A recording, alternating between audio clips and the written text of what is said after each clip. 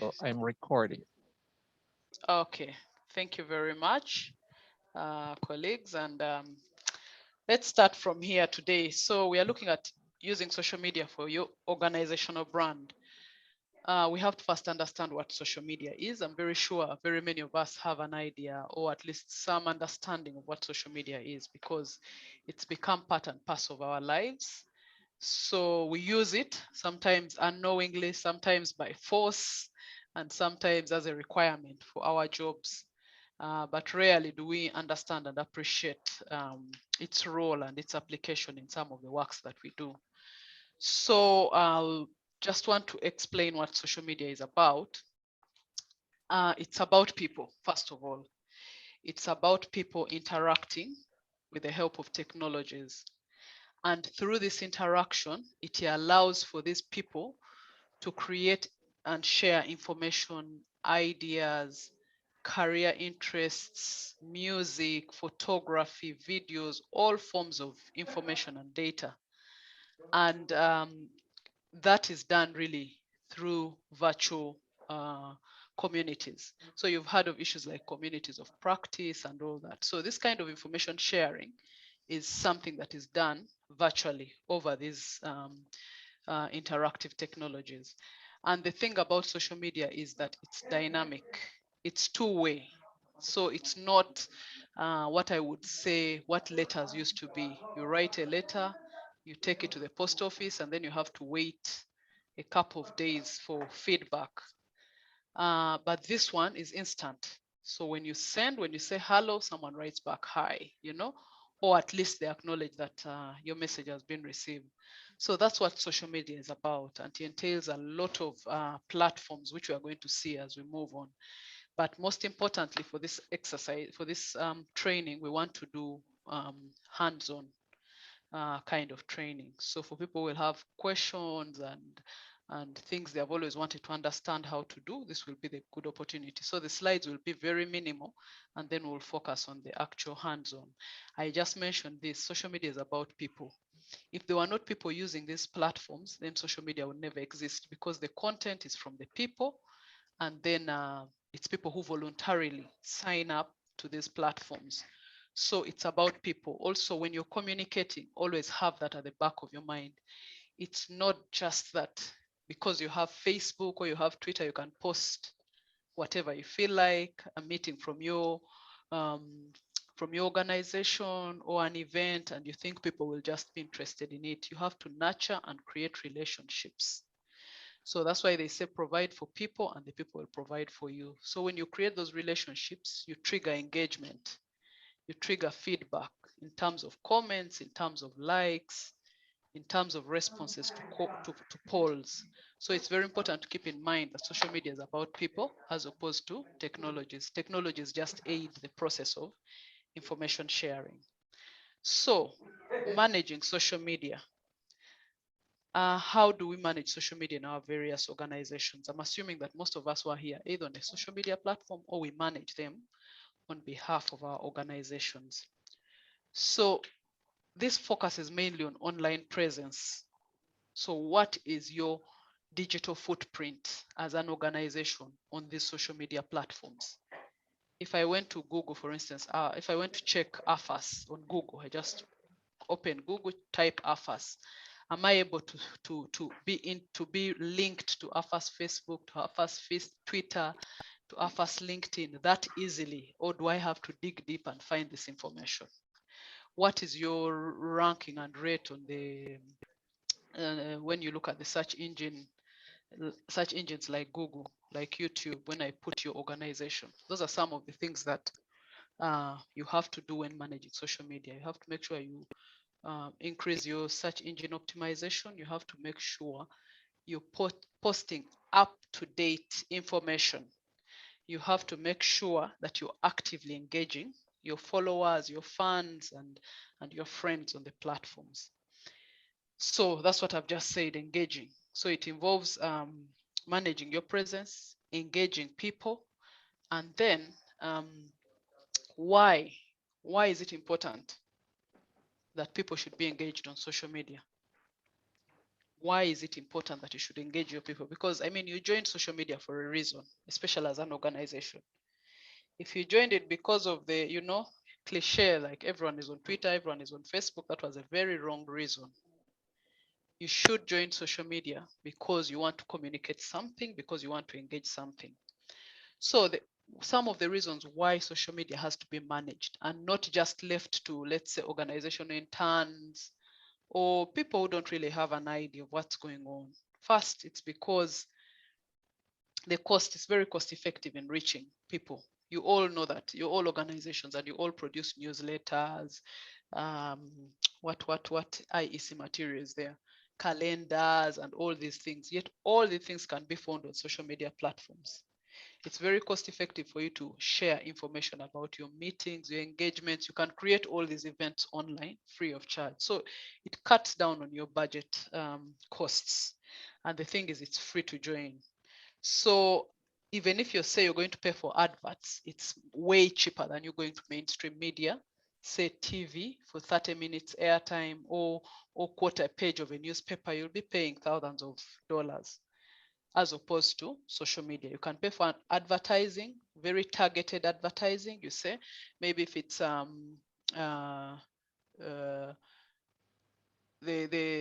affiliated institution to AFAS, let's say in Benin, your audience, you can actually categorize your audience and say, this is the demographic I want to reach, the 18s to maybe 36. And then this is the gender I'm more interested in. And then this is the region I'm more interested in. So it's very specific, cuts on costs. And then, of course, the reach, like we said, you go to mainstream media, it's very limited. You go to social media, you're reaching the whole world. You're connecting with everyone across the world. And then you find some of the social media platforms have a niche. Of course, like Andre was mentioning, TikTok and all these other, Instagram, but there are those that have, all of them have a niche. When you look at YouTube, it's videos. When you look at Flickr, it's photography. When you look at Twitter, it's really very short messaging. It's microblogging. When you look at blogs, it's more content, big. You look at Facebook, it's also a form of microblogging. So you can zero down to platforms with to reach a niche audience, things that traditional media cannot do. And then, of course, another reason why we have to manage social media is the users. So incorporating social media into your marketing strategies allows you to align your marketing initiative with the user's behavior. So you get to know what people respond to more. For instance, if your organization posts something about a call for proposals, you see the engagement goes up. Why is it so? As opposed to you posting about maybe a field activity you did last week, there is very little interest. So that helps you understand what your users are more interested in. And so when you're doing your marketing strategy, you coin it around that understanding that people are more interested in opportunities as opposed to these activities. So how best do we then communicate our activities and keep them interested? And of course, second last is the performance. So that's really about your brand. So you build your brand based on the posts that you share on social media. So people get to know. I mean, look at I'll give an example, a brand like Google. Nobody has to tell you what Google is. So if you can build your brand to that extent, if you look within the agriculture circles, if you talk about AFAS, everyone knows it for extension, okay? If you talk about like let's say ISIPE, everyone knows it for entomology, insects and all that. So if you build your brand like that, it becomes easier for you to communicate. And of course, trends, finally, why it's important to manage your social media, the trends, you get to know, things change. 5 years, 10 years ago, Facebook seemed to be the most used platform in some countries. Right now, platforms like Pinterest, Instagram have overtaken Facebook. So that helps you also to plan and position your organization to fit in depending on the social media trends. I needed to dwell on this so that we understand, because it informs the next thing. So what social media management really focuses on is creating a social media strategy. This one is very important for organizations. It doesn't have to be a 10-page document. Even a 2-page is enough. And what it will entail is, what are our social media platforms? Who is in charge? What team is in charge? What is the tone of our messaging? How frequently do we post on each of these platforms? And what is our kind of feedback mechanism? How do we engage with our audiences? That's all you need in your social media strategy.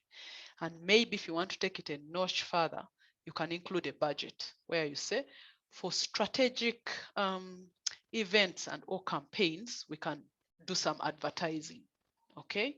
So for instance, right now, we are all looking at the extension week that is coming up. So that can justify some budgeting implications in your strategy.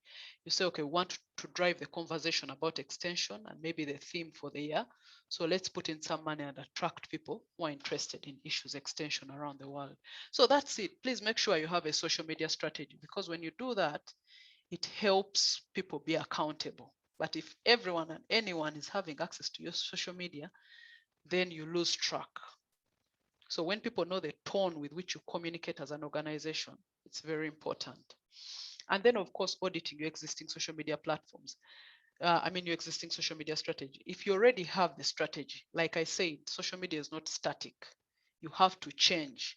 You might have to drop some platforms. You might have to add new platforms to just fit the current trends. Okay. And then another thing is reaching your target audience. There's having a social media, there's having social media platforms, there's you communicating, but when you're reaching the wrong people. Okay. So it's very important to do that mapping of your audience and say, okay, on Twitter, these are the kind of people we want to target. On Facebook, this is the kind of agenda we want to drive, and this is the target audience. So this is also very important, and these are some of the things you include in your social media strategy. Then another thing is choosing your social media platforms. You cannot be a jack of all trades. You can't be everywhere, and you can't do everything. There are so many social media platforms that you can't exhaust them. So as an organization, it's important that you decide on which ones you're going to zero down on. So for instance, you say for microblogging, we'll stick to Twitter. For blogs, maybe we'll use wordpress.com, For photos, we'll use Flickr. So you decide on that so that it's very focused and very intentional. And then once you've decided, designing your social media profiles. We are going to do that in our assignment. So there are people who open social media platforms, and then there is no information about them, nothing in their bio. The platforms are not linking them to their official websites. They are just there. The logo is not really representative of the organization. And I think that speaks negatively to your brand. So it's important, as you manage your social media, you also focus on the profiles of your organization. And then I've talked extensively about engaging with followers. Social media is about people. You will not think you'll send messages and say, for us, we've communicated. No, you have to have people get involved. People ask questions. For some of them, they even express their dissatisfaction or doubts or the excitement about a project. That's the kind of engagement you're looking for, because it informs a lot of your other programming. And then, of course, customizing your brand. Like I said, when people speak Google, they know what Google is. When someone says AFAS, everyone knows it's agriculture extension in Africa.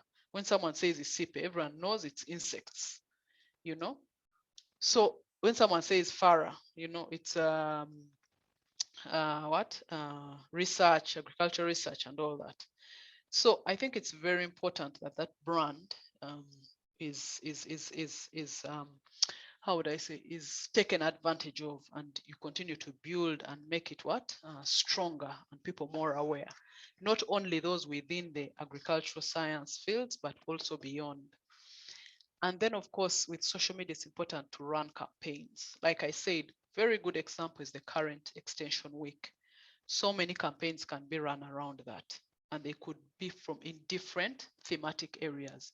But the core, at the end of the day, they all have to lead us to the extension week that is coming up this November. So sometimes, just posting information, it becomes monotonous. So what else can you do to get people excited and to get people engaged. And just to continue on managing social media, also developing social media ads, advertising. You've seen some of those things where they say sponsored content. It could be a very short video, it could be a very a pictorial, but it speaks to somebody and it keeps people engaged. And then, of course, creating and populating your social media calendar. If you have a very organized team within your communications unit and people managing your social media channels, it's very important to have a calendar where you say, okay, on this day we are posting this, on this day we are posting this. It helps, especially if the content has to go through some kind of editorial.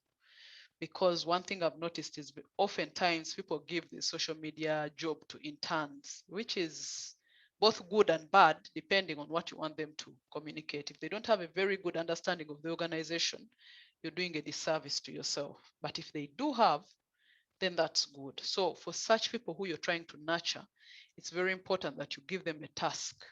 Give us the week's posts on the different social media platforms, draft messages, so that in between the week, if we are going to change anything, it should be very little, but this is what will guide us. So it's very important to have that calendar because it also helps you not miss out on important days, on international events and all that. And then, of course, the whole issue of response. Most times people just keep broadcasting information. They don't respond. They don't like other people's things. They don't retweet other people's things. They don't comment, and yet they expect the same for their own platforms. That's not how social media works. It is a two-way, it's a give and take, okay? Then, of course, creating platform-specific content. This means that what is fit for Twitter is not what is fit for Facebook, because the audiences are different, okay? So for instance, on LinkedIn, you'll not go posting what you post on Twitter, isn't it? Because on LinkedIn, it's more professional, career focused. On Twitter, it's more like a buzz and, breaking news and trending hashtags and all that. So there is a difference. You have to make your content very specific to the platform. And of course, ultimately, you have to grow your reach. You go beyond your core target, the people who are in extension, and go out to people who are into policy. Okay, go out to the media. Okay, go out to people who are into research. So you have to grow your reach beyond your core target. And last and not least, you have to monitor your social media platforms. What's the growth rate? Are you static? Are you stagnant? Are you growing? Are people reducing? Are you getting more followers? What's the rate at which that growth is happening, if any? Because then that helps you also change your strategy. So just to tell you some of the things that have been done rightly in AFAS, there's been growth in audience. Definitely, if you look at the Twitter, if you look at the Facebook, if you look at all the platforms that AFAS is on, the growth has been there. At some point, of course, it could be slow, but at least it's been steady, and the engagement has really, really improved. And we'll see that when we get to open the actual accounts. And then there's, of course, usually a content plan. There's a plan to post everything that is posted, and this we encourage you. Like I said, if you have that social media calendar where you have an idea of what could happen during the course of the week or during the course of the month, it's good to plan ahead. And then, of course, specific campaigns. Like I said, right now for AFAS, the focus is now on the Agriculture Extension Week. That's where all the energies are. So the other date was launched by the minister. And then about a few days ago, there was the platform and they're calling people to register. So that is the kind of agenda that is being driven, because that's the big event that is happening. And then, of course, AFAS is on diverse channels. They have not stuck to only one channel. So there's LinkedIn, there's Facebook, there's Twitter. And like I said, the audiences vary. So you're talking to different audiences and you need all of them. And finally, there's a lot of interaction and feedback. So when we get feedback from our followers and the people who like our pages, we try to engage as much as possible. So I encourage each one of you to do that. So what are the next steps moving on with regard to what we've been doing best? Encouraging feedback, I just mentioned that, because it helps you know what people think about your brand or your organization or your services. So it helps you evaluate yourself. Then, of course, incentivizing engagement. So you tap into your audience's desires. For example, sharing a video, sharing a job or a Facebook page, visiting a website, subscribing to a newsletter. There should be something more to just the posts that you share, okay? So sometimes you might have a newsletter and you're looking for more subscribers. Give it as an incentive. Write to your followers and say, we have this newsletter, you can subscribe, you'll find opportunities on scholarships, on conferences, on events. And then, of course, maximizing the platforms. So what your organization's accounts will best interact with, who they will best interact with, and then coining messages that are in line with that, okay? So if it's Facebook, if you think the demographic that fits best is 18 to 36, you coin messages that speak to them. And the same applies to Twitter. You can go with the trends. Sometimes things are trending and you can slot in your message and use a hashtag that could draw attention to your organization. And then, of course, continuously building your brand's image and making it more competitive and attractive. For instance, you pay for adverts, like I mentioned, the costs are really minimal. Sometimes you involve social media influencers to come and push their agenda. These influencers have, thousands of people who follow them and listen to them. So if someone who has, let's say, for instance, 500,000 followers said extension is very important, extension is very important, and people actually follow that, so they will say, this person is saying extension, so who talks about extension? And that's when they will start getting interested in us. So these are some of the channels. I just highlighted them very quick. The Facebook, LinkedIn, Twitter, you can check them out. The emails, the website, YouTube, there are more. There's Flickr, there are several others. There are also RSS feeds, but these were just a few that we picked out. And so that's the question also. It's a challenge to each one of you. Which platforms are you subscribed to as an organization or an entity? And how often do you feed those platforms with content? So I think that's pretty much it in terms of the presentation. But I want us to get to our social media platforms. If we can log in, do we have people who have logged in? Yeah, before you go to the exercise, Maureen, Yes, maybe please. some people have questions because it Okay, has been quite fast, huh? I can imagine. I almost ask Yeah. people to stop me, but please just feel free to ask any question. I can always go back to the slides Yeah. that I've spoken to. Like for instance, I want to ask, because you're talking about you're speaking in technical jargon sometimes. What is a hashtag? Maybe some people doesn't know the interest of hashtag. Why do we use hashtags? Yes. Okay, that's a very good one, Andre. I will stick on this slide and explain what a hashtag is. Do you see this where my cursor is? Sorry, just go back. Do you see where my cursor is? On #agree Yes. extent week. Okay, so a hashtag is like a keyword. It's a key phrase, and it works on mainly these microblogging platforms. So what happens, that key phrase is meant to drive a certain kind of conversation. So sometimes there's something going on. It could be in the community, it could be in a country, a very topical issue. I will give an example. Very recently, there was a very heated debate in Kenya about the BBI, if some of you have heard about that BBI. And on Twitter, they were using #BBI ruling. So imagine the thousands of Kenyans in Kenya or in the diaspora tweeting about the BBI, and you want to read all that information, let's say at the end of the day. So it's that hashtag that helps you filter the kind of information about that topic or issue. And now to bring it home, we are having the Agriculture Extension Week very soon. And a hashtag has been created for it. So this hashtag is that key phrase that communicates to that event.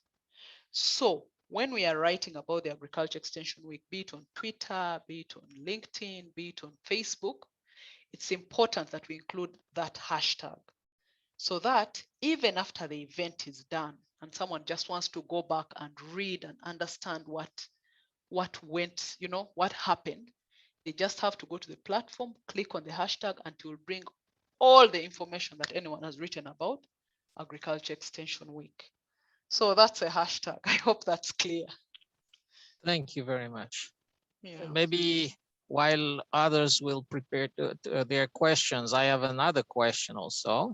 Yes, please. So you are mentioning a lot of social media channels that are used at AFAS. Why is AFAS using that? Is that a relevant strategy?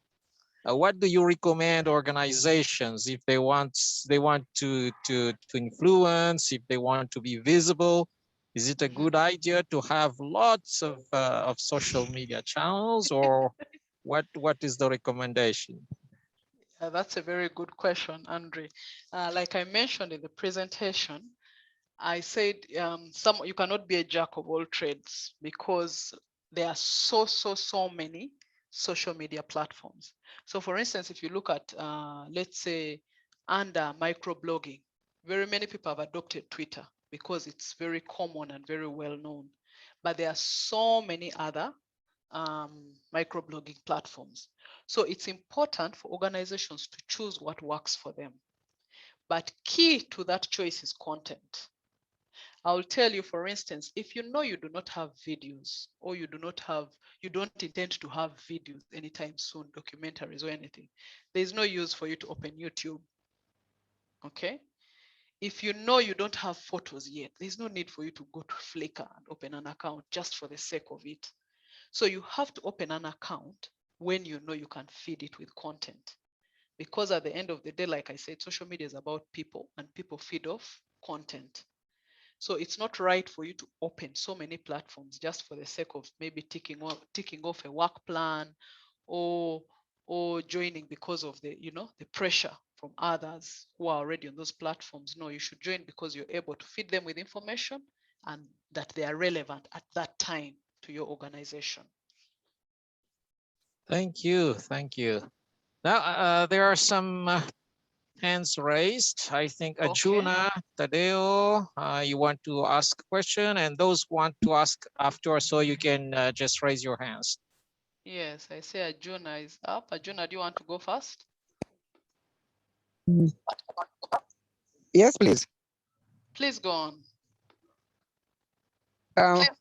Okay.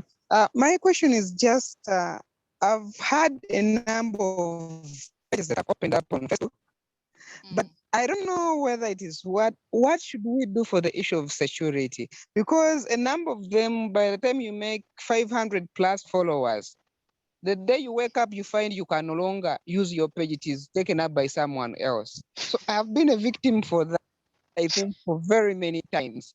So I don't know, it's getting stressing. You open up one this week, after a month, you've grown your following, it vanishes.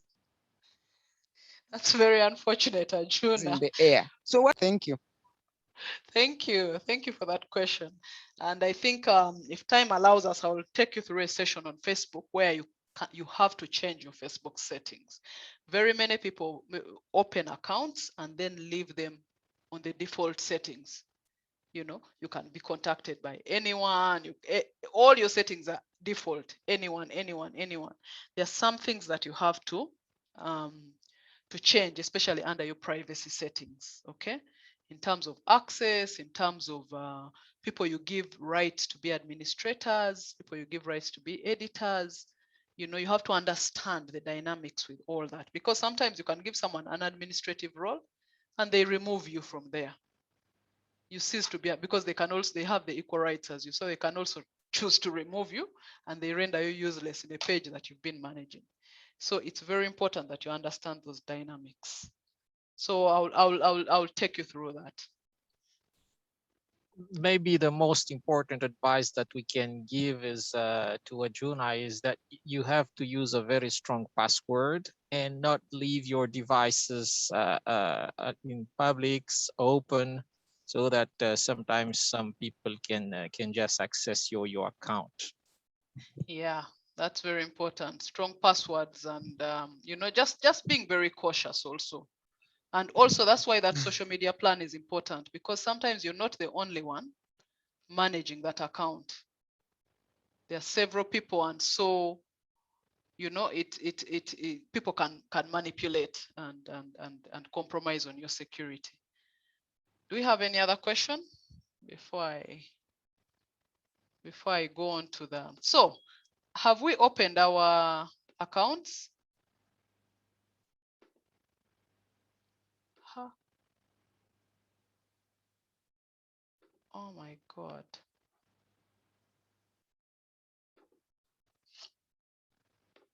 Hey, what happened? You closed your screen? Okay, I think I did. Yeah. A bit. Just 1 second, please. Let me just fix that. But in the meantime, Yeah, I can maybe continue something quickly while you get prepared for the next yes, next please. exercise. Yeah, Please, yes. some advice and some tips. It's better to open the account that your friends and colleagues use. For instance, if, as Maureen said, they use Twitter in some countries, especially for instance in Northern Africa, they use a lot of Twitter. And Yes. in East Africa and other parts of Africa, it's more Facebook. And if you go in some very specific countries, they prefer to use only WhatsApp for security issues and other aspects. So you have to know the people you want to connect, the people you want to influence. When you are in a very professional environment, you will use LinkedIn, for instance. Well, Facebook can also be used there, but you know, Facebook is too social, not professional enough sometimes. So you will use the account that is appropriate for your audience and your target. Now, another thing, to get more followers or more likes, you always better have some graphics, some photos added to your text. So you can prepare some content, text contents, but it's not as attractive as graphics. So it's always good to have some graphics, some photos you shoot somewhere. Even if you can have some videos, of course, it's even better. It attracts more people. The success of TikTok, for those who have a TikTok account, is that in TikTok, it's moving all the time. There's always rhythm. There's always a lot of movement there. So people are just happy to look at these kind of things. So we are in this kind of age now, a content with music, with movements and so on. So video is also a very attractive content for your followers. If you can shoot some videos from time to time in the field, in places where you want to share some information or some landscapes and so on. Let me stop there. Okay. Thank you, Andre. Do we have any feedback from anyone? Any comments you'd want to make? Any experiences you'd want to share before we get into the brief practical session of this? Anyone? Okay. Some of us Yes, and we had shared, some of us had shared their questions on the chat. on the chat. Oh, okay. We'll look at those. We'll look at those and respond. I see there are a few. Let me see. Someone is requesting for the presentation to be shared. on Facebook between the profile and the page, which one is more impactful for an organization? Definitely a page. Someone has asked on Facebook between the profile and the page, which one is more impactful for an organization? It's a page because that's what people look for. Profiles are more individual. And the thing is, oftentimes people in organizations have their own Facebook accounts, right? And so what they do is they just create organizational pages, which is wrong in a way, because when this person leaves and they have not passed on the rights, the administrative rights, then it's disastrous. So what we used to do, we used to encourage that an organization opens a profile, which is used as security for, the transition of staff. Like you open the profile, then you open the page from that organizational profile, but then you continue to market the page instead. The profile is just for the login details, so that it's not opened from a personal account. The page is not opened from a personal account, but it's rather opened from an organizational profile account. So, but if you're in an organization where people are trustworthy and people are ethical enough to pass on those administrative rights, then that's okay. But again, you can never guarantee. Humans are humans. But a page, to answer your question, a page is more relevant for an organization because that's what people will search for. Someone is saying about locations and VPN. That's Elizabeth. Great convert. Yeah, it's unfortunate that Uganda is under that. Facebook is still officially closed. In some countries, it's actually inaccessible. There's a time I was in Sudan, I had gone to do a training and we couldn't access some of the social media platforms. So those are some of the challenges that unfortunately as individuals, we don't have so much we can do about. It takes people in policy and to reverse such decisions. But again, we work with what we have. If Facebook is down, we can put our energies on, let's say, Twitter, on YouTube, and try to boost the conversations on those other platforms. Okay, do we have any other question, any other comment? All right, so do we have people who have opened their organization accounts? So for instance, I will say I'm here on the AFAS organizational account. Just a minute. And this is for Twitter. I'll start with Twitter. So this is basically it. So what I want us to do is really to look at those accounts, look at our cover photos. The cover photo is where you're seeing the 5th Agriculture Extension Week, okay? And then see if it speaks to your organization. Because the reason why we have this cover photo is, again, like I've said, the Extension Week is coming soon. So it's also a form of marketing, okay? Then we have the part of the bio picture. Usually for organizations, we encourage that you put your logo, your organizational logo, because that speaks to your organization. If it's on an individual account, I don't know, there are people who love to stay anonymous, but I think it's also very good that people can identify you for who you truly are. Yeah, especially if you're professional. So we encourage that you put your professional photo on the bio. And then usually the username stays as you created it when you are creating the account, but you can always play around with this name here. So for instance, if I go to edit profile, like you've seen, this is how you change so I can change this to Africa Agriculture Extension Week 2021 and just say save.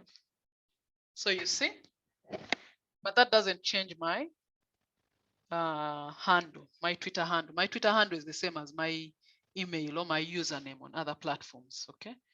It's like how someone tells you what's your email. You say your email is agenamorin@gmail.com, or what's your Facebook, what's your LinkedIn name, so it's the same as this username is the same on Twitter. Your handle, they refer to it as Twitter, as handle. It's just semantics.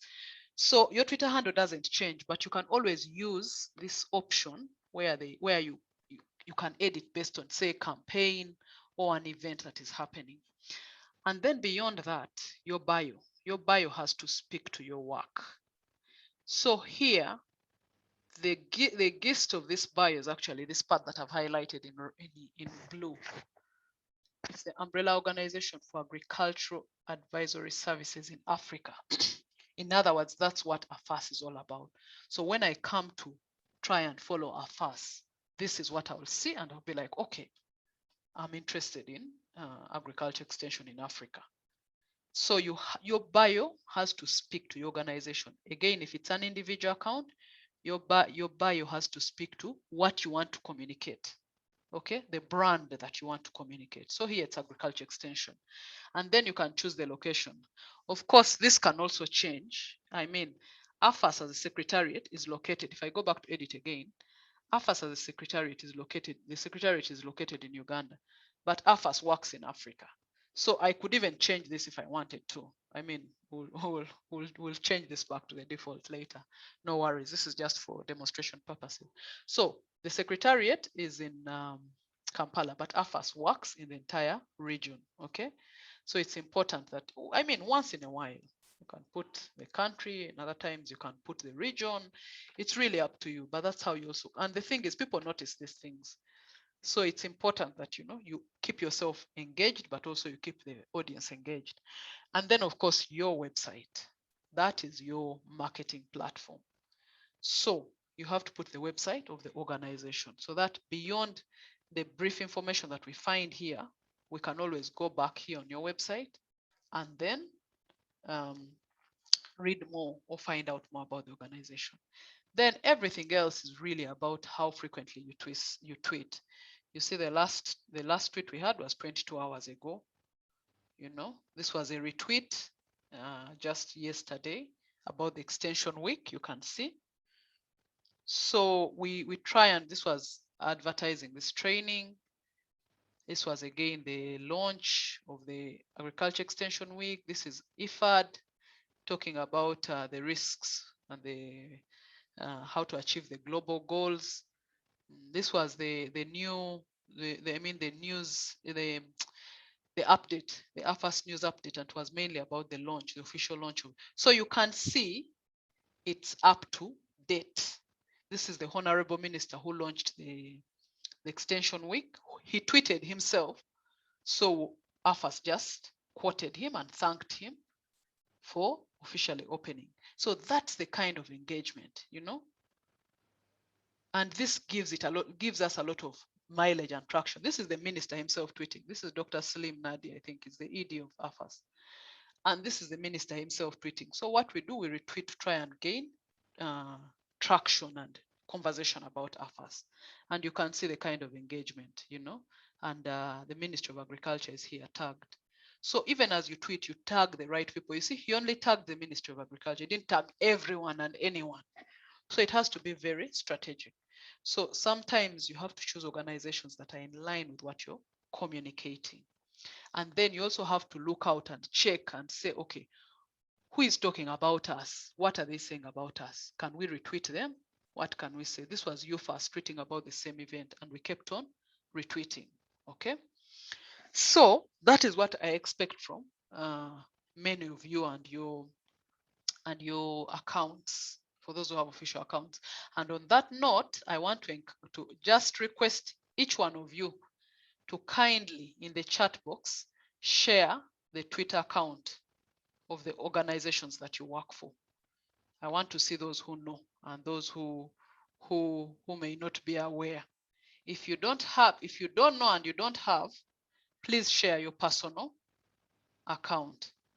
I've seen Beatrice is asking what's the difference between following and followers. That's a very important question. So I remember when Twitter came, there was an elderly gentleman who was saying, but these people who keep saying that following me to where? And it's just, like I said, semantics. It's just the language of that platform. So followers, just like the word says, are people who are following what you write about. The people who are following that account as a brand. So what these followers do, their job is to first of all read the things you post. Like when I tweet this, the things you post on Twitter are called tweets. So when I tweet this, the people who are following me, for instance, on a fast right now, we have 2,434 people following this account. So the people who are following, first of all, will see, they will see this tweet that I've shared. Okay, it's like how you send an email to a mailing list through your email. You send like to 1,000 people. So those 1,000 people who receive that email, those are equivalent to followers on Twitter. So these 2,434 people receive this tweet. And once they receive it, they can either retweet it. Retweeting means they forward it to their followers also. So you see in the email, when you receive an email and then you forward it, that's the same function as retweeting here. So when they retweet, for instance, among these 2,400 followers, you could have someone who has 10. Let me first click on them and we see. So we have several people following us. I just needed to get a quick one. Okay, let me just click on any. Which one do I click on? Which one do I click on? Okay, let's say if I click on this Samuel, you see he's one of the AFAS followers, right? And he has 1,757 followers. So what happens, Beatrice, when these followers receive your message and they feel, okay, I think this is a message that also my followers will want, they retweet it. So when a person like Samuel retweets, it goes to his 1,757 followers. Among his followers, there could be someone who has many more than him. So if that message keeps moving like that, you can imagine how far that message can reach in a very short period of time. That's why they say it's very dangerous for you to share false information, because when you hear statements like the video has gone viral, the message has gone viral, it means it has been shared very frequently by these followers. So they share the messages, they can like, they can retweet, they can quote your message. Like I showed you how we quoted the minister's message. Here, we don't alter anything in his message. We just leave it as it is, you see? So this is his original message. We just said, thank you, Honorable Minister, you see? So we can quote that. And then what else? Followers can also recommend your account to other people. They can write a message and say, please follow AFAS if you're looking for agricultural advisory services in Africa. Then following means you're the one who becomes a follower now. You're also following another account to do the same thing that followers do on yours. I hope that is clear. So I'm still waiting. I've only seen Sylvia share her organization's. I don't know, it's not so much clear, because in one case you have more following, like the one you clicked on had more following, about 5,000 something, but then the followers were fewer. You are saying that those following are among the followers of this person, or I don't know. Okay, let me repeat it. So what happens, I'll use a very simple analogy. You see on the road when you're driving, at one point, you're a leader. Let's say when you reach the traffic lights, you're the one in the front of the queue, and you have other cars following you, right? And then at a certain point, you're behind other people. So you're also following other cars. So what happens here? It's the same thing here. So these people who are following AFAS are people who are interested. Either they are affiliated to AFAS, or they're interested in what AFAS does. So they are following just to get updates from that account. Now, these, and we call those ones followers. And then these are the following. When you see 215 following, it means AFAS as an account is following 215 people. Okay? So the logic here is, as an organization, AFAS cannot follow everyone who is following them. You understand? Mm-hmm. So it's like saying, you see, like, let's say the head of state, let's say the president of Uganda, he could be having 2 million followers. I mean, I could be one of the followers of the president of Uganda, but I don't expect the president to follow me. You understand the logic? The reason is, to him right now, I'm a nobody, okay? So in his following here, he will follow maybe a fellow president, or he will follow a ministry, he will follow maybe Dr. Salim because he's at that level, you know? So in many cases, you find that the people that the organization is following are few, and they are very strategic. They are very strategically chosen. So, but the people who are following the organization are very many. Why? Because the organizational name precedes it. And there are so many people who are interested in extension. But AFAS cannot follow each and everyone who is interested in AFAS. But the case the question you quoted, the person the one you clicked on, it means that he was following far more people than his followers. Exactly. Now there are cases like that. There are people who follow anybody and anyone. And then they have very, very few. There are people who have like they are following 1,000 people and they have like 10 followers. You see, yes, that situation happens. But again, it comes down to your strategy. If you're not very strategic, then you will follow anyone and everyone. If you're very strategic, for instance, if I clicked on AFAS here, let's see the people AFAS is following. And I think that's important for all of you who are listening. Thank you for this question, by the way, Beatrice, because it helps. For those of you who are listening, I think it's important that you get to know who you're following. You can do that social media audit. So for instance, if we look at the followers of the people that AFAS is following, we have that honorable minister.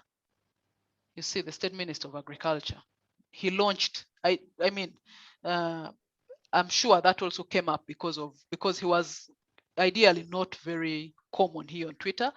I'd never seen his account. And you see, some of these people, you get to know them when certain things happen. Okay. So that is it. Then we have Sean here. He's the one who did our training the last time. And then we have this Wageningen Center of Development and Innovation. These people do a lot of trainings and scholarships. So it's important that they get followed. And then we have Tune Communications. That's the company that AFAS that is supporting these communication activities with AFAS. We have Esther. Esther is a staff at the AFAS Secretariat. You see, we have the FAO Director General for the Africa region. So they are very, very, very well chosen accounts that AFAS chooses to follow. Okay. And then when you come to, sorry, Zoom sharing. There are two hands raised. Huh? Oh, there are two hands raised. Okay, yes. I'll get to that. Then when you come to the people that follow AFAS, I mean, there are some people we don't even know. You know, I wouldn't want to mention names in case someone is in that training. And so I think it's important that you do that social media review. Go to the people you're following. See if you don't need to follow them anymore, if they still exist, if they're still active. If they are not, you unfollow. Then you go to your followers and check if there are people that you need to follow. It's important you do that. You don't leave it static. Okay. So let's have more the questions with the people whose hands are raised, please. Hello. Yes, please. We can hear you. All right. Thank you so much, Maureen, for the great presentation. I just wanted to bring some more clarity as well to Beatrice in regards to my question. Because, as you said earlier, this disparity in terms of number of following and number of followers is mostly observed at strategic and organizational level. And the explanation is really loud and clear on the fact that organizations are not generally obliged to follow all those who are following them. So they are very strategic. And there, I'll just take a simple example right now.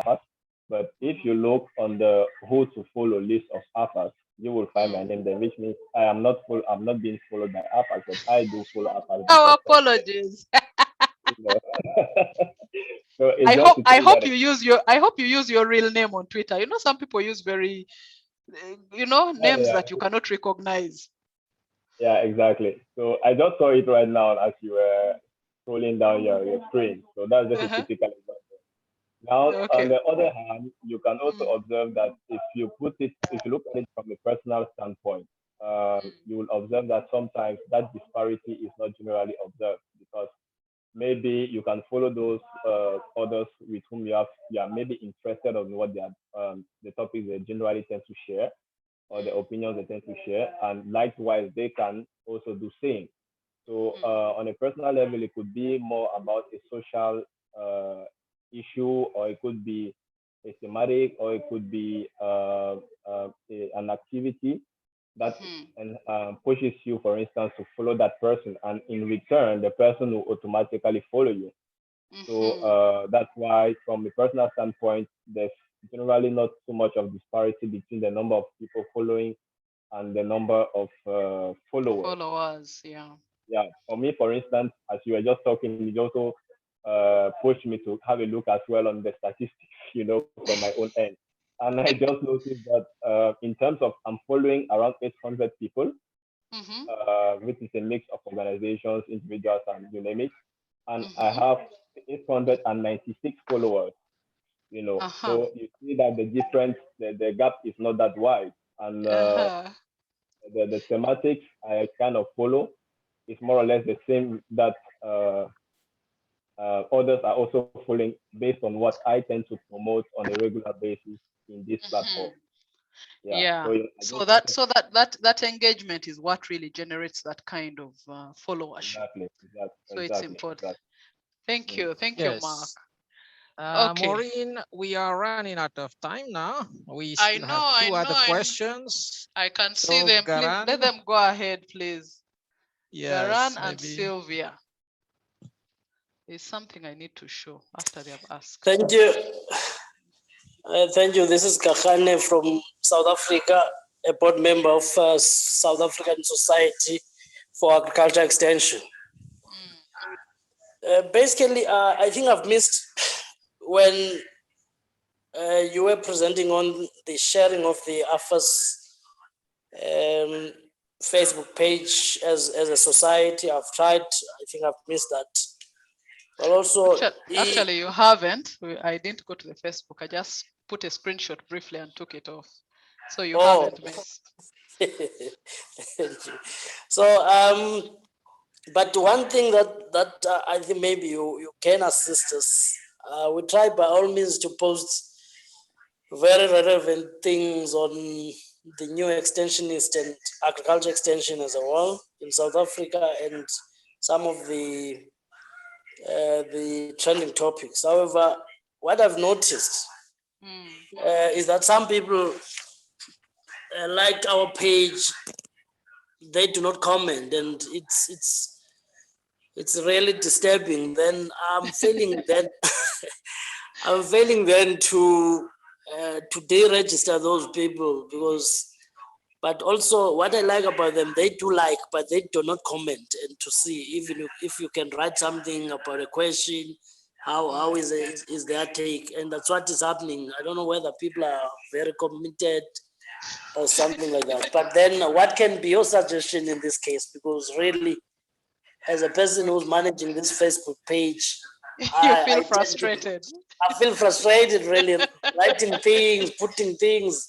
Every morning I wake up in the morning, I update, but there's nothing. But they like, you can go to 1,000 likes, but people do not comment. Thank you. Okay, I will give my feedback. Okay, then let's have Sylvia, then I respond to those. Okay, thank you, Maureen. I think it's getting clearer as we go. My issue was on login, not login, but the profile. There's a time we had such a training and I changed the date, and I think there is a limit of years that you cannot put on Twitter. And the account was blocked. The organization account was blocked. I think we had created it back in 2015, but it was blocked. I don't know how I can still retrieve it because it had a lot of information.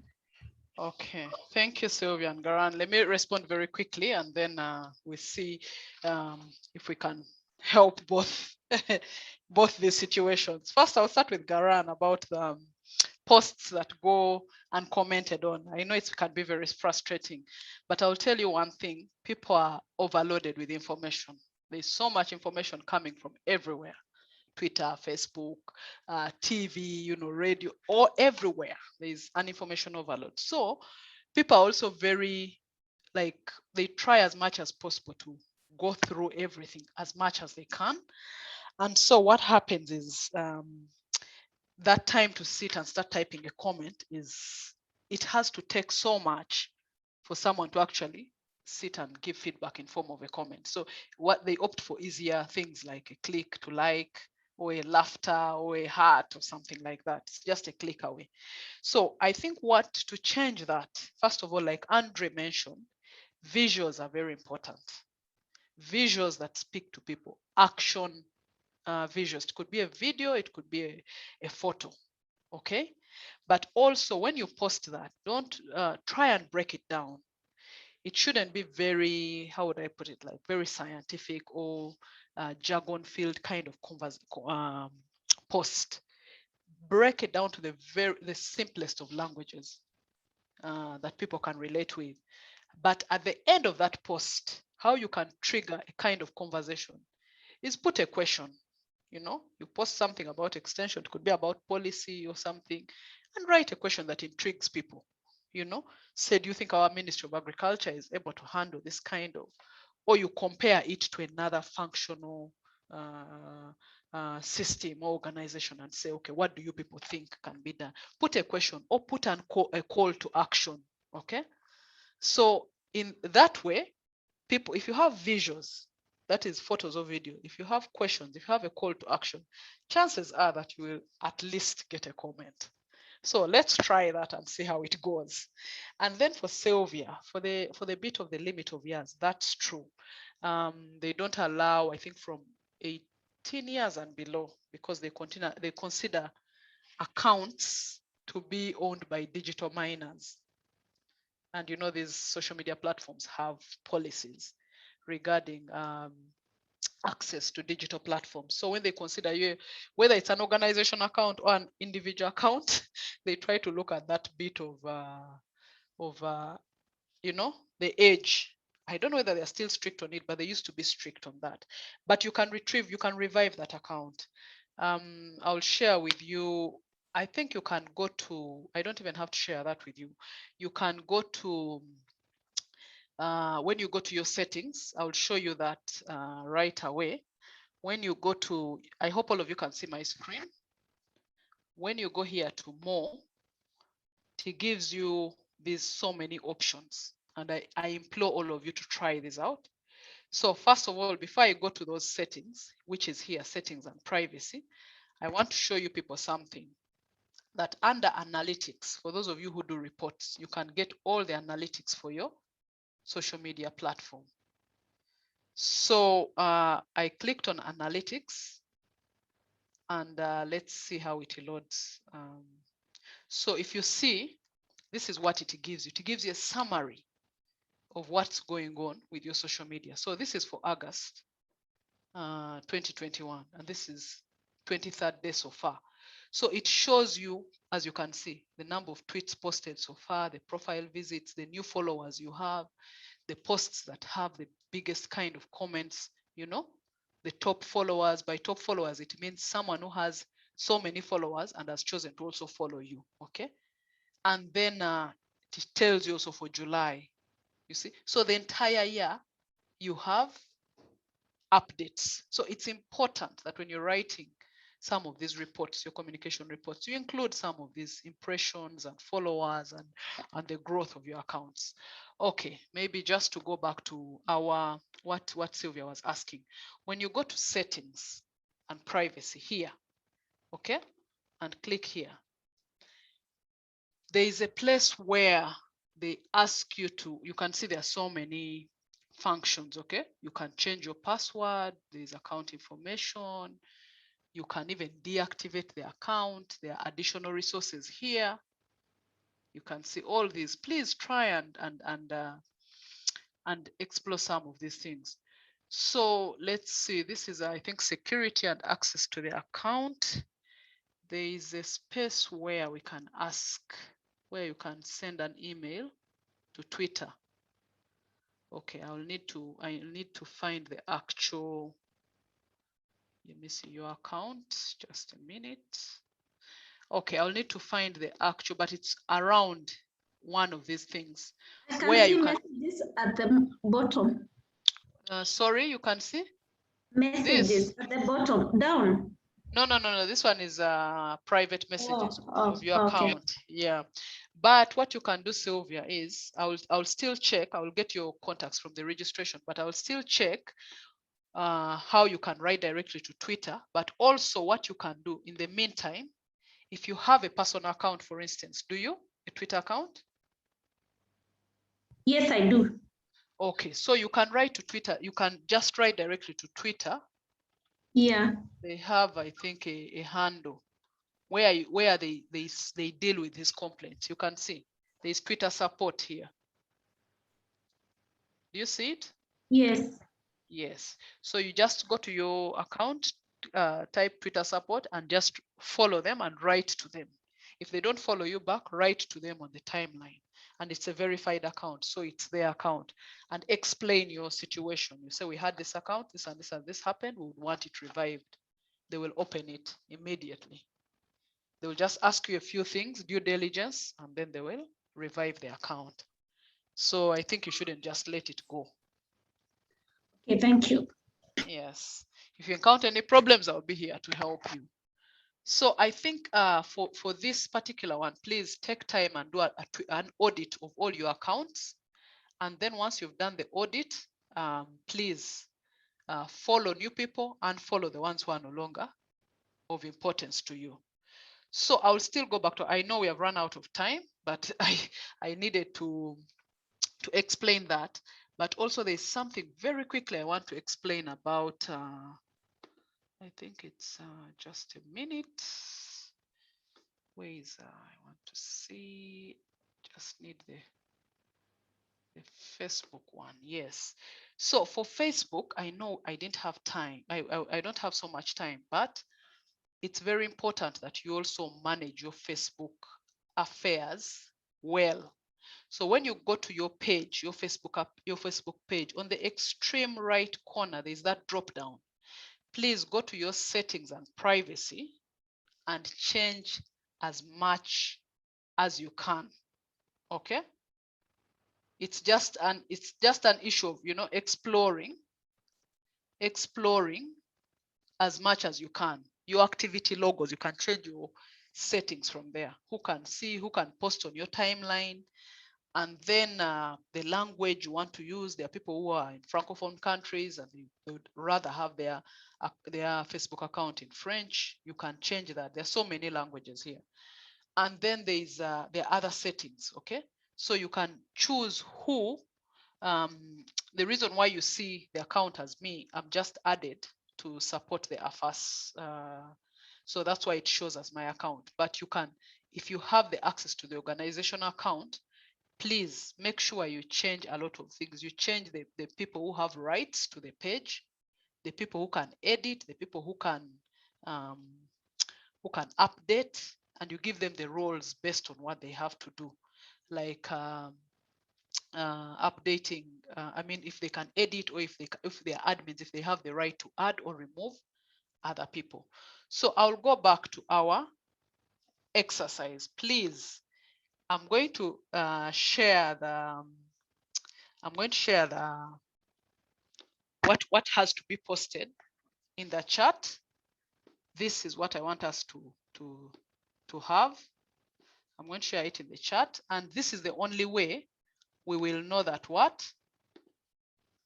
that we have to follow you.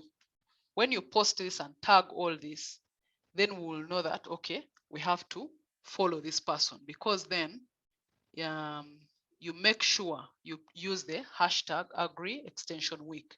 We will use that to guide us. If you want to include a FAS in the tweet, please feel free. The handle is at @AFASinfo. Okay, so it's okay. It can be posted without the image. We will follow whatever account. I'd said I'll attach a photo in the chat, but I'm trying to figure it out and I can't. But it can be posted as it is, because right now the registration is ongoing, and we would want the conversation to start. But also we would want us to follow each other, because that's the only way we get to know what's going on in your country, and what you get to know what's going on in AFAS and what kind of information there is to share. Okay, please update your social media accounts and pages, and we are going to do, an audit of all of those. So up to this point, I'm sorry we've gone over and above the time. Please let me know if you have any questions, and I'm happy to continue to respond to them.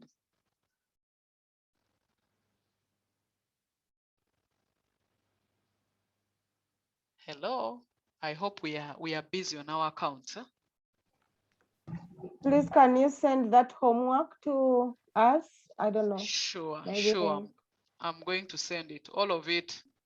I'll send actually the entire slides so that you can. That'll be very fine. Yes. So please share Uganda Agribusiness Alliance, Asereka, beautiful. Please share those. If you already follow us, that will be beautiful. We'll follow back, and then we will start this engagement. If you have very interesting activities going on in your organization, please write them and tag all these organizations that are here. It's the only way you create engagement. And I encourage you, when people respond to your posts, either on Facebook, Twitter, or whichever platform, please be courteous and engage. Don't just keep quiet, okay?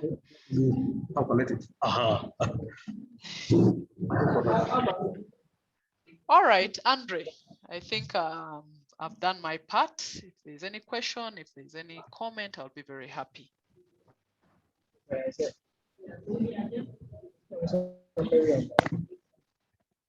Hello, Selassie, I can't hear you.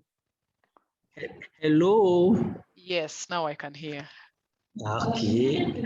I had a challenge with my network for a long period. I almost missed the whole lecture, but I'm happy. Oh, sorry. And I'm happy that they are going to share the slides with us, and then I think I'll follow up and make a meaningful contribution. But my other question is about the first lecture we had.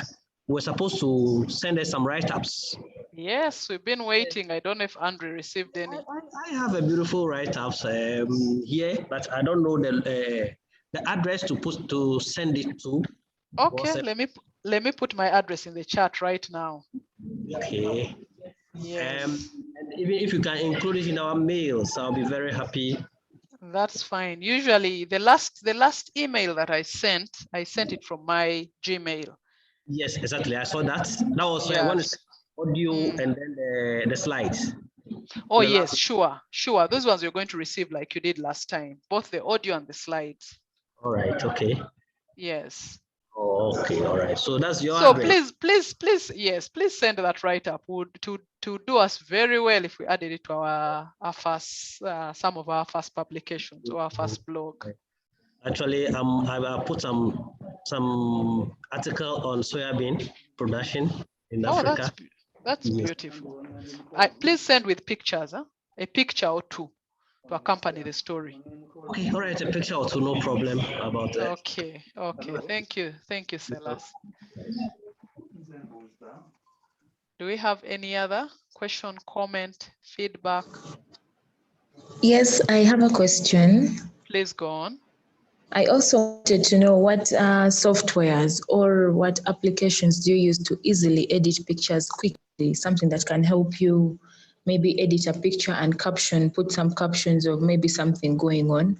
So I just wanted to know what can we use also to be able to do pictorial illustrations and videos, short clips. There are actually very many. We are having a session on photography in, I think, 2 weeks. and we'll have one of the senior photographers on the continent to take lead. And I think it would be the right person. But for instance, for me personally, I use Canvas. It's kind of amateurish for people who are not into graphics design and all that. I use Canvas, and then I use Creative Design. And for those, there are those that have free. They are usually the free versions that are quite limited in terms of application, but you can also pay for the other versions that if you want more features. So it's Canvas and Creative Design for now for me. But if you can join us in 2 weeks, you will hear it from the photography pros. It will help guide on that. Okay, then also, do you download them on your laptop, or do you use your phone most of the time, or tablet? I think because I have an eye problem, I prefer using a laptop. I find the screen of the phone very small, but I realize there's some people who are very comfortable with phones. Although if it comes to editing photos and videos, I think a phone is not the best gadget to use, because you know when you're editing pictures, there's so much cropping here and resizing here and there. So on a phone it can be a bit strenuous. So for me, I actually use two screens, how do they call it, a laptop and a bigger screen, like a desktop screen. Okay. Yeah. Thank you. You're welcome. Do we have any other questions? You know, social media as a subject is really broad. We just tried, because it's 1 hour, we just try to really squeeze it and narrow it down to what we've shared today. Yes, Elizabeth.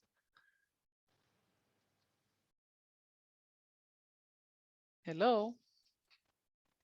Elizabeth, do you have any question? Yes, Maureen, mine is to extend a vote of thanks to you for the insightful presentation. And thanks for liking us at UFAS and retweeting our tweets and Facebook posts. Yeah, no, you're doing an amazing job. I mean, for the launch of the Extension Week, I think it was you guys who were exclusively tweeting in real time. Yeah, and then the minister and together with the minister. Yeah, the minister came in a bit later, but I mean, UFAS had taken lead on that, and yeah, I mean, it's commendable.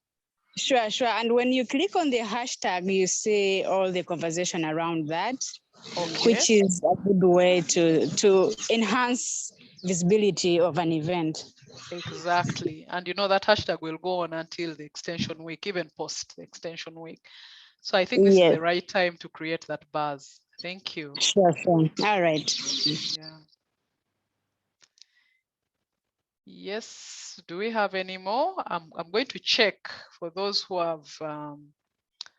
have shared their handles, and for those who have tweeted what has been shared, so that we see and we start to follow as many as possible, including Mark, who we haven't followed but is following us.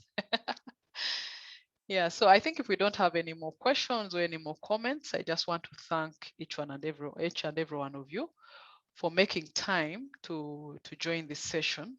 I mean, we don't take it for granted. People are very busy and people are very tired of webinars and all that. But I think it's important that we continuously enhance our communication skills, and communication being very diverse. You could be very good at writing press releases and you're very poor at social media. Or you could be very good at writing blogs and you cannot take a basic photo. So we just feel that it's important to continuously build these skills. So for the week, the Tuesday after the next one, we do this every other Tuesday. So next Tuesday we'll have the next one the following Tuesday.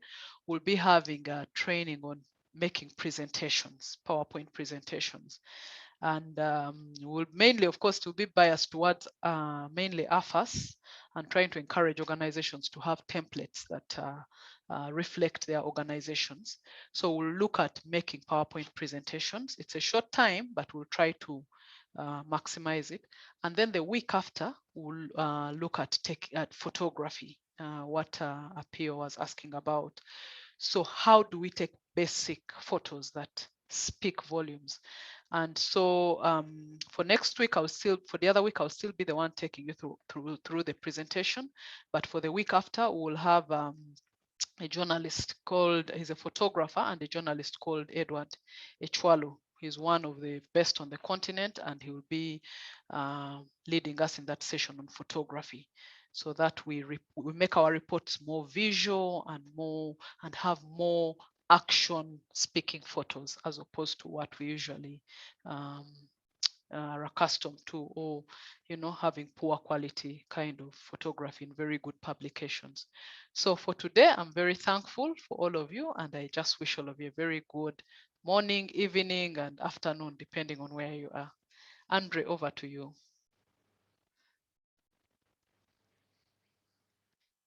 Is Andre still in? I think if he's not in, I would like to end this here today and wish all of you a very good afternoon. We'll follow up on social media. Have a good evening. Bye. Thank you very much. Bye. Thank you very much, You're Maureen. welcome. Bye, Maureen. Bye, Beatrice. It was a pleasure having you. And I hope Elizabeth teaches you more. Elizabeth, we don't have it. I mean you as an individual. Me as an individual, okay. So that you always tag you for CEO. Now you have to work on your on your CEO. That is it. She has to train you very well. Yes. Sure. Okay. Yeah. Okay. But thank you. So see you guys in the next training. Okay, see you. Goodbye for you guys. Yeah. Thank you. You're welcome.